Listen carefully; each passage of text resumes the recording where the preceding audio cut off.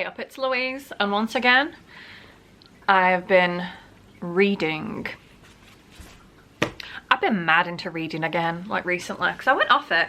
And I do my videos about reading, but like sometimes I feel like it's a slog, but at the minute I'm really into reading. I love it, which is good because I have a load of books to read. I have so many. So I have 5 books for you, and I'll tell you about them right now. Let me flip these upside down because they're in the wrong order. Book the first. Oh, a hardback book. This was The Sanatorium by Sarah Pierce. I bought this when I first hung out independently with one of my friends who loves books. So she said, oh, it sounds kind of good. I feel like you might like it. And she was right. It cost me £2 from the British Red Cross in Hillsborough. It was good. It had like nice short chapters. I enjoyed it. Kind of like a mystery. And they just throw some twists and turns at you. And it's based in like Switzerland, question mark. It's pretty good. It's like, the plot is, there's like a fancy luxury hotel, but it's built on the like former grounds of like a mental institution. So obviously kind of creepy, kind of spooky. I guess a thumbs up. It was pretty good. I give it like a 7 out of 10. I did enjoy reading it. And onto the free pal you will go. Goodbye, old friend. I managed to keep the dust cover on this one nice, because usually I will take it off and then accidentally put a cup of tea on it and ruin it forever. That's just who I am. Right, next. This one. It's not even a price on this one, but it was 50p from Bernardo's because all their books are 50p. This is Hamlet. This was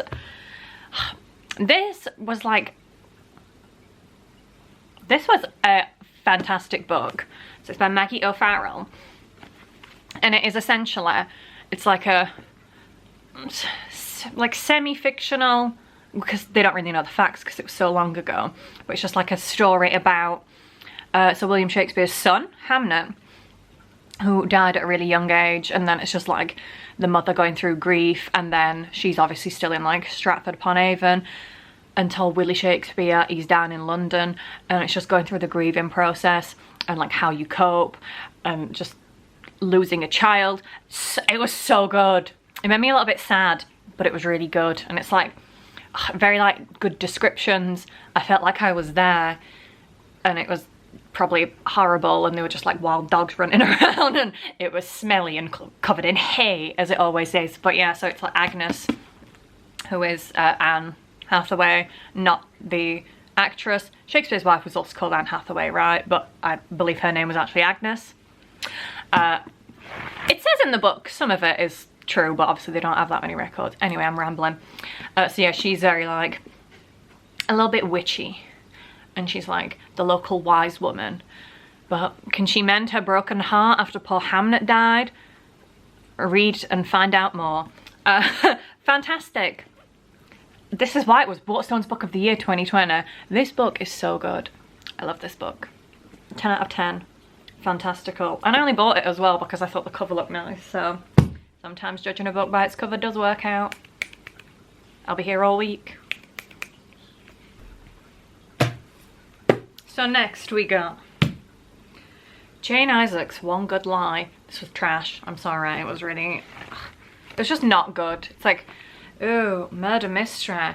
Ooh, who's the bad guy? Oh, it's probably this guy. Oh no, twist, it was the other guy. But as soon as they introduced the one guy who it was, I was like, I bet he's up to no good. Yeah, not great. It had like, I know I just said like Hamlet was really well described. This was really like badly described. They were just like describing weird things that like, I don't know, you don't need to like tell me the like exact shade of her hair, like, oh, she was golden Labrador haired. They don't say that. I'm just pulling at straws here. I didn't like it. I'm sorry. Onto the free pile you go. I'm sorry. I'm sorry, Jane Isaac. Truly I am. Oh, I got this one. I didn't even buy this one. I got it on the free pile. And back to the free pile she'll go. This is Life in Pieces by Dono Porter. So this one, it's like a diary / retrospective on 2020. I liked it well enough. It was kind of annoying that she just kept talking about how much she, oh, I'm having fun doing this, how much she loves drinking wine and having like weed edibles. It's like, she would mention it like in every single like little section, like, oh yeah, Mummy's gotta have her edibles and wine to deal with her children. Apart from that, it was pretty good. Nice to look back on the hell year that was 2020, and nice to see how it was like, because she lives in LA, like her and her partner and kids, they live in LA, so it's nice to see what it was like over there. So it's just like a daily diary she was writing as it was happening, and it sounded like it was as much of a mess as it is over here, so great stuff. I liked it, apart from like, we get it, you like drugs. That's illegal, I can't say that. It was alright. It was pretty good. So my last one. Also I realised, I think all of these books are written by women, so good for me. That's very feminist of me. I didn't do that on purpose, these are just the ones I picked. So this was The Bees by Layleen Paul. Layleen Paul. This, at first I wasn't sure, because I thought it was some sort of like, so it's like from the perspective of the bees, and the way that they were describing it, I was like, this seems like some kind of furry thing. If you don't know what furries are, I wish I was you. Because, I don't know, it was describing the bees like, very, like, sexily. They were quite sexy bees. So, that's kind of weird. But once I got over that, actually very good, and it's very much, we live in a society, you know what I mean? But I enjoyed it. It's like the bees are one section of people, but then there's subsections within the bees, and then the wasps outside, they're something else. And all the hive must work together for a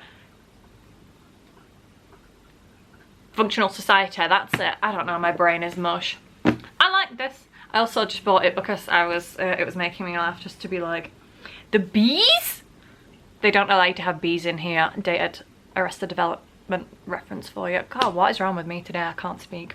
Anyway, The Bees. It was pretty good. 7.5 out of 10. And it was also shortlisted for the Bailey's Women's Prize for Fiction. So if Bailey's know anything, it's how to write a good book. We love Bailey's. This is a Bailey's stan household, I guess. Alright, my dudes.